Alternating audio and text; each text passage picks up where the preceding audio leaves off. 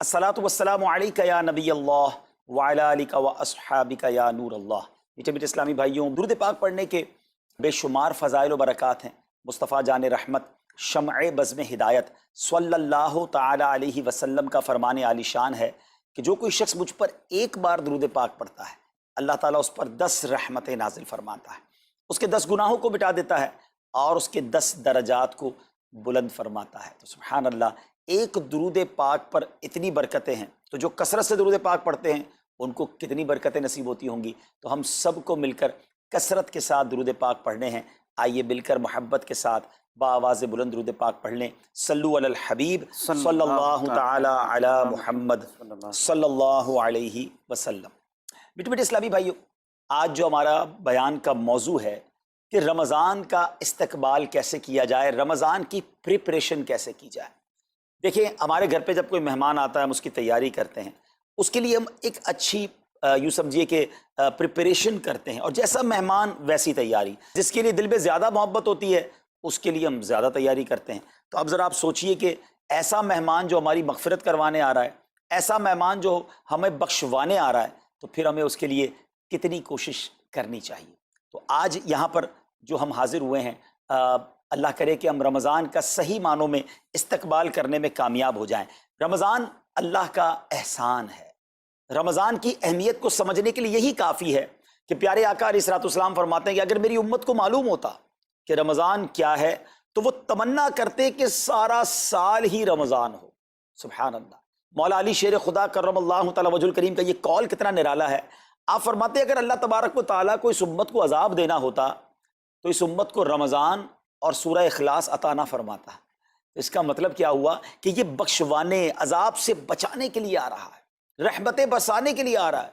कारोबारी लोग भी मुझे सुन रहे होंगे, जिस इलाके में जिस स्टोर पर कोई डिस्काउंट होता है, कोई स्कीम होती है, फ़ायदा होता है, हम उधर पहुँच जाते हैं।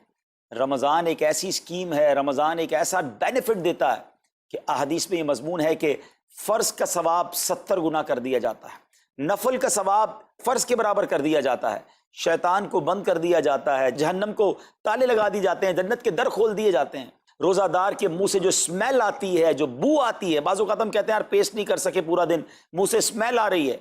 सुनिए, ये स्मेल जो है ये अल्लाह के नज़दीक मुश्क की खुशबू से भी ज़्यादा बेहतर है। अल्लाह अल्लाह। ज़रा आप गौर तो कीजिए, हर सजदे पर 1500 नेकियां दी जाती हैं, हर सजदे पर सुर्ख याकूत का जन्नत में एक महल बना दिया जाता है। इतनी नेकियां, फिर वो कितना बदनसीब है जो रमज़ान में भी इबादत ना करे, रमज़ान में भी अल्लाह को राज़ी करने में कामयाब ना हो। रोज़ाना इफ्तार के वक्त 10 लाख गुनाहगार बख्श दिए जाएँ, और जनाब हर जुम्मे को जब रमज़ान में जुम्मा आए तो हर लम्हे 10 लाख गुनाहगार बख्शे जाएँ, तो करोड़ों अरबों लोगों की बख्शिश गोया रमज़ान में होनी है। तो फिर हमें उसकी कैसी तैयारी करनी चाहिए, कितना सवाब कमाने के बारे में सोचना चाहिए। लेकिन यहाँ एक और बड़ी इंपॉर्टेंट बात है, एक तो रमज़ान में नेकियां करनी है, दूसरा बड़ा काम ये करना है कि हमें रमज़ान में गुनाहों से बचना है। क्योंकि आदतें तो साथ ही लगी हुई हैं ना, शैतान बंद है लेकिन हमारी अपनी आदतें, जिसकी रोज़ हराम देखने की आदत है, हराम सुनने की आदत है, हराम बोलने की आदत है। ऐसा तो नहीं होगा ना चांद आते ही सारे स्विच ऑफ हो जाएंगे, वो आदतें साथ ही चल रही होती हैं। गौर कीजिए कि रमज़ान में जो गुनाह करता है ना, इसका अजाब भी बढ़ जाता है, इसकी पनिशमेंट भी बढ़ जाती है। ये ऐसे ही है कि कोई मस्जिद के अंदर आके गुनाह करे तो आप कहेंगे ना यार खुदा का खौफ करो, मस्जिद में ऐसा काम कर रहे हो। कोई मक्के शरीफ हरम में अंदर जाकर गुनाह करे तो कितना शदीद हो जाएगा वो। तो रमज़ान जब इतना मुकद्दस महीना है, इसमें गुनाह करना, इसकी पनिशमेंट भी ज़्यादा है। एक बार मौला अली शेर खुदा करमल्लाहु ताला वजहुल करीम ने एक कब्र वाले का हाल देखा, और देखा उस कब्र वाले पर अजाब हो रहा है, और वो चिल्लाने लगा, अर्ज करने लगा, ए अली मेरी मदद फरमाइए, अल्लाह की बारगाह में सिफारिश कीजिए। मौला अली शेर खुदा ने हाथ उठाए, क्या मौला इसे बख्श दे। इरशाद हुआ, ए अली इसकी सिफारिश न करें। अर्ज की, मौला वजह क्या है। इरशाद फरमाए, रमज़ान के रोज़े तो रखता था मगर रात गुनाहों से बाज नहीं आता था। रोज़े रख कर गुनाह करने वाले को इतना अजाब, तो जो रोज़े ही ना रखे, ऐसे भी लोग हैं जो रमज़ान में रोज़े नहीं रखते। प्लीज़ इसको ईजी ना लें। हमें नहीं मालूम, पता नहीं अगला रमज़ान फिर नसीब होगा कि नहीं। पिछले रमज़ान में कितने लोग थे जो हमारे साथ थे, इस रमज़ान में नहीं है। और अल्लाह, पहले तो हम ये दुआ करते हैं अल्लाह हमें ये रमज़ान भी अता कर दे। ज़िंदगी का क्या भरोसा, दुनिया की जो कैफियतें आपके सामने है, कभी भी जा सकते हैं। तो फिर इस रमज़ान को तो समझ लें बस एक मौका बना दें, लाइफ चेंजिंग एक्सपीरियंस बना दें। کہ بس اس میں عبادت کرنی ہے، اس میں خوب سجدے کرنے ہیں، اس میں روزے رکھنے ہیں، اس میں تراویح پڑھنی ہے، اس میں گناہ نہیں کرنے ہیں۔ اور آئیے میں آپ کو بتاتا ہوں کہ نبی پاک صلی اللہ تعالیٰ علیہ وسلم رمضان کیسے گزارتے تھے۔ ایک مسلمان کے لیے اس سے بہترین رول ماڈل کیا ہوگا کہ رمضان میرے آقا کیسے گزارتے۔ تو مختلف احادیث کا جو سمری ہے وہ یہ ہے کہ نبی پاک علیہ السلام عبادت میں کمر بستہ ہو جاتے، بستر پر کم تشریف لاتے۔ بی بی عائشہ فرماتی ہیں کہ نبی پاک کے چہرے کا رنگ بدل جاتا تھا، متغیر ہو جاتا۔ کیوں؟ کہ نبی پاک پر خوف خدا طاری ہوتا، آپ گر گڑاتے، آپ رات بھر التجائیں کرتے۔ میرے آقا رو رو کر دعاؤں میں رمضان گزارے، چہرے کا رنگ بدل جائے۔ اور یہاں کچھ لوگ تو وہ ہیں کہ جن کا وزن ہی بڑھ جاتا ہے رمضان میں، اتنا کھانا کھانا ہے، سحری میں زیادہ کھانا ہے کہ سارا دن بھوکا رہنا ہے، افطار میں اس لیے زیادہ کھانا ہے کہ پورا دن بھوکا رہے تھے، پھر رات کو 2-3 بار مزید کھانا ہے کیونکہ کل روزہ رکھنا ہے۔ تو رمضان فوڈ فیسٹیول نہیں ہے، رمضان عبادت کے لیے آیا ہے۔ لوگ تیاری کر رہے ہوں گے ابھی بھی رمضان کی، وہ کیا کر رہے ہوں گے کہ افطار میں کیا پکانا ہے، سحری میں کیا پکانا ہے، کون سا آئٹم شارٹ ہے۔ نہیں میرے بیچ اسلامی بات، یہ جو بھوک کا احساس ہے نا روزے میں، اس کی حکمت علماء نے بیان کی ہے کہ بھوک غربت کا احساس دلاتی ہے، فقیری کا احساس دلاتی ہے، بندے کا غرور تکبر بیٹھ جاتا ہے، کتنے نقاہت میں آ جاتے ہیں ہم، ہمت ہی نہیں ہوتی کوئی کام کرنے کی۔ تو یہ احساس دلاتی ہے کہ تیری اوقات کیا ہے، غریب کیسے زندگی گزارتا ہے، فقیر کیسے زندگی گزارتا ہے۔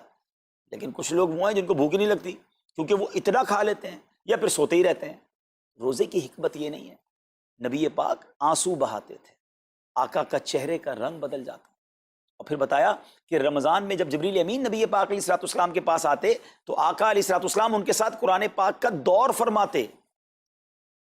اور پھر ایک اور نبی پاک کا خوبصورت انداز کہ پیارے آقا ویسے تو سب سے بڑھ کر سخی ہیں، مگر جب رمضان آتا تو نبی پاک کا دریائے سخاوت ایسے بہتا تھا جیسے تیز آندھی، بلکہ اس سے بھی زیادہ۔ اللہ، یہ 3-4 چیزیں آپ نے میں نے پکڑ لینی ہیں۔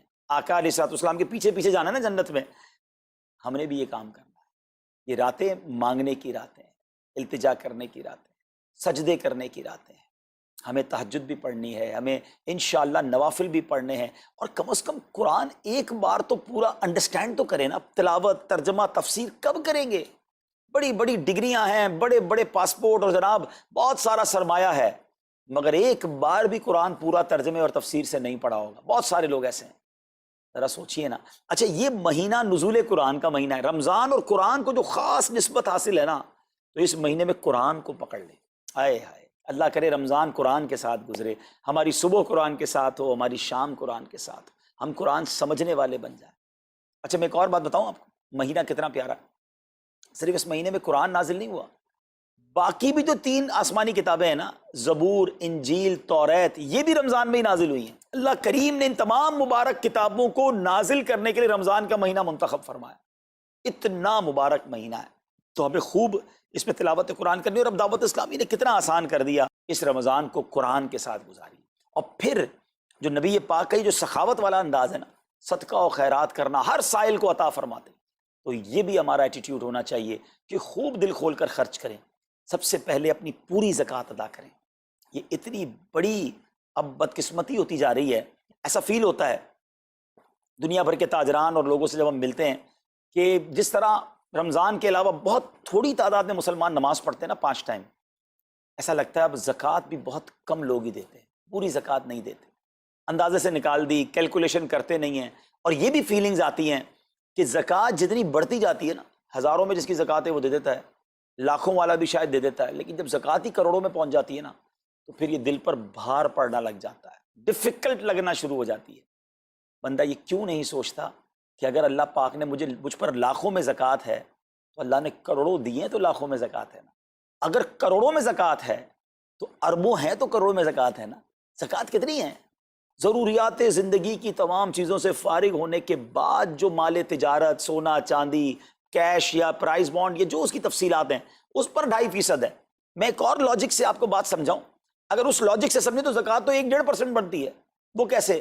ہم سب کے گھر نکل گئے، اس پہ زکوٰۃ نہیں ہے، ہماری گاڑیاں نکل گئیں، اس پہ زکوٰۃ نہیں ہے، جن کی فیکٹریاں ہیں وہ فیکٹریاں بھی مائنس کر دی گئیں، جن کی دکانیں ہیں وہ دکانیں بھی مائنس ہو گئیں۔ اچھا جناب، اس کے علاوہ اگر کرائے پہ کچھ پراپرٹی دی ہوئی ہے اس پر زکوٰۃ نہیں ہے۔ اگر ان سب پر زکوٰۃ ہوتی، یعنی جو کچھ میرے پاس ہے ان سب پر ہوتی، تو کتنی زیادہ ہو جاتی، اور اتنی ساری چیزیں نکل گئیں، تو پھر تو اگر ٹوٹل پر لگائیں تو یہ 1.5% ہی بنتا ہے۔ تو اب جب سب کچھ نکالنے کے بعد تھوڑے سے مال پر 2.5% ہے اور بھی سال میں ایک بار ہے، تو اس کو بھاری نہ سمجھیں، یہ بربادی ہے جو زکوٰۃ نہیں دیتے۔ یاد رکھیے گا حدیث پاک کا مضمون ہے کہ یہ مال کا میل ہے، جس مال سے مل جائے اس مال کو بھی برباد کر دیتا ہے۔ بربادیاں آتی ہیں، بے سکونیاں آتی ہیں، بیماریاں آتی ہیں، اور آگے جو دے دیتا ہے سبحان اللہ، اس کے بارے میں حدیث پاک میں آتا ہے کہ اپنی زکوٰۃ دے کر اپنے مالوں کو مضبوط قلعوں میں قید کر لو، اپنے مال کو سیکیور کریں۔ لوگ کہتے ہیں انشورنس ہونی چاہیے، آگ نہ لگ جائے، چوری نہ ہو جائے، ڈوب نہ جائے۔ اللہ کے حبیب علیہ الصلوۃ والسلام فرماتے ہیں، جس کا مضمون ہے کہ جب بندہ اللہ کی راہ میں خرچ کرتا ہے نا، تو وہ صدقہ بندے کے ہاتھ سے نکل کر اللہ کے دستے قدرت میں چلا جاتا ہے، اور اللہ کریم تمہارے صدقوں کو پالتا ہے، جس طرح تم اپنے جانور کے بچوں کو پالتے ہو۔ بچہ ہوتا ہے نا جانور کا، بڑا ہو جاتا ہے، فرمایا بندہ کھجور کا صدقہ دے گا، اللہ پہاڑ جتنا عطا فرمائے گا، اس دن بھی ملے گا اور ملٹیپلائی ہو کر ملے گا۔ اچھا، جو ادھر خرچ کیا ادھر کیا ملے گا؟ ادھر بھی نبی پاک علیہ الصلوۃ والسلام فرماتے ہیں، جس کا مضمون ہے میں قسم کھا کر کہتا ہوں، یعنی نبی پاک تو جو فرمائے حق ہے۔ اس حدیث میں تو آقا علیہ الصلوۃ والسلام قسم اٹھا رہے ہیں کہ میں قسم کھا کر کہتا ہوں کہ اللہ کی راہ میں خرچ کرنے سے مال کم نہیں ہوتا، نہ ادھر کم ہونا ہے اور ادھر بھی ملنا ہے، تو پھر تو سودا اب کتنا نفع والا ہے۔ اور یہ آپ چیک کر لیں پوری دنیا میں، جہاں مجھے سنا جا رہا ہے کہ جو لوگ پوری زکوٰۃ دیتے ہیں نا، ان کا مال ملٹیپلائی ہوتا ہے، اگلے سال زیادہ زکوٰۃ دے رہے ہوتے ہیں۔ زیادہ زکوٰۃ کیسے ہو گئی؟ کیونکہ مال بھی بڑھ گیا، تو ادھر بھی بینیفٹ ہے، ادھر بھی بینیفٹ ہے، نقصان کا سودا ہی نہیں ہے۔ پھر چاہتے ہو بلاؤں سے بچ جائیں، تو روایتوں کا مضمون ہے کہ صدقہ بلا اور بندے کے بیچ میں آ جاتا ہے، بلا اترتی ہے، صدقہ روک لیتا ہے، لڑائی کرتا ہے اس سے، اور بندے پر بلائیں اور پرابلمز اور ڈیفیکلٹیز آنے سے اسے روکتا ہے۔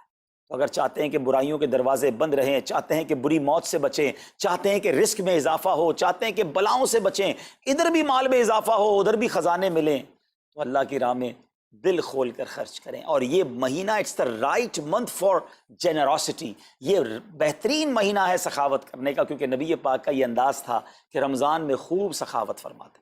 تو غریبوں کی مدد کریں، ایسی مدد کریں کہ چہروں پہ مسکراہٹیں آ جائیں، لوگوں کے دسترخوان اچھے ہو جائیں، ان کے گھروں میں بھی کچھ اچھے کھانے پہنچ جائیں۔ اور اس میں سب سے بہترین طریقہ یہ ہے کہ اپنے غریب رشتہ داروں کو آپ مدد کریں۔ اگر وہ مستحق ہے نا زکوٰۃ کے، تو حق ہے کہ سب سے پہلے اپنے غریب رشتہ داروں کو دیں، ان کو ہماری مغفرت کا ذریعہ بنا دے۔ اس رمضان کو نبی پاک علیہ الصلوۃ والسلام کے نقش قدم کے مطابق چل کر گزارنے کی توفیق عطا فرمائے۔ صلو علی الحبیب صلی اللہ تعالی علی محمد صلی اللہ علیہ وسلم۔